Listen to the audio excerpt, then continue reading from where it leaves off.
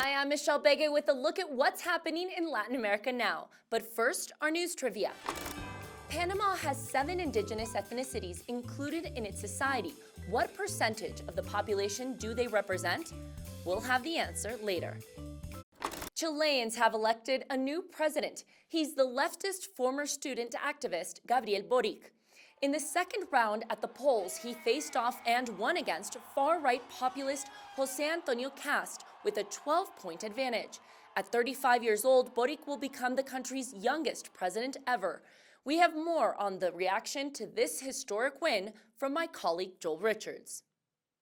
Hundreds of thousands of Chileans took to the streets last Sunday to celebrate the result of era-defining presidential elections. For some there was relief, for some joy, and for almost all of them a renewed sense of hope. 35-year-old leftist Gabriel Boric defeated far-right candidate José Antonio Cast in a landslide victory. These were divisive elections. Boric and Cast have very different visions for the country, and uniting Chile after the fractious electoral campaign will be just one of the tasks facing Boric when he takes office in March 2022.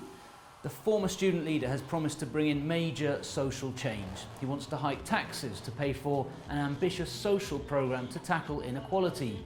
But he will have to negotiate with the opposition in a divided Congress. And we've already seen the markets and investors are wary of the young president-elect. Chile may be one of the richer Latin American nations, but the 2019 protests laid bare how many people feel the benefits of the economic model simply do not reach them. In a country that for a long time was a rare example of stability in the region, changes lie ahead. As Boric himself said in his victory speech, the times ahead will not be easy. A century-old land dispute is escalating in Guatemala. Over the weekend, 13 people were gruesomely killed, among them 4 children, all because of an unresolved conflict over territory between 2 indigenous communities. The government has requested a state of siege, but hundreds of indigenous people defied it by blocking the roads with the coffins of the victims. Those protesting are demanding the government to resolve the dispute for good. And these next images are from Argentina, where thousands marched on the 20th anniversary of the country's economic crash. In 2001, an economic meltdown included the default of international debt, high employment, and restrictions on cash withdrawals from banks, all that led to social unrest. The president of Argentina at the time, Fernando de la Rúa, resigned and fled the capital by helicopter. Many of the protesters on Monday say they are facing the same economic crisis 20 years later.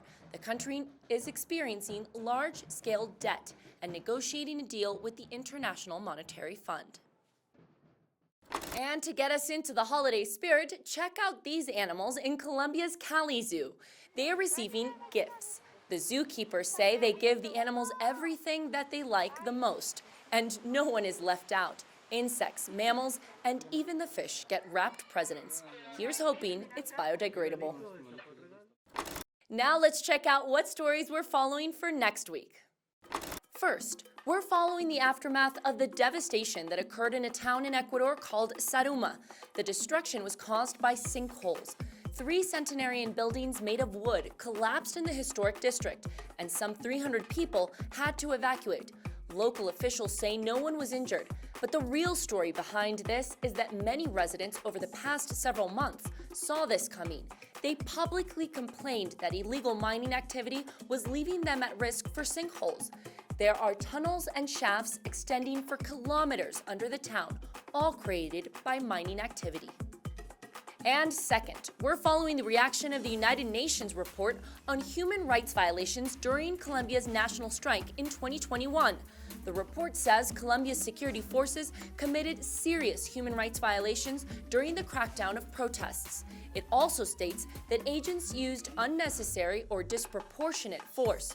44 civilians and 2 police officers were killed in the clashes.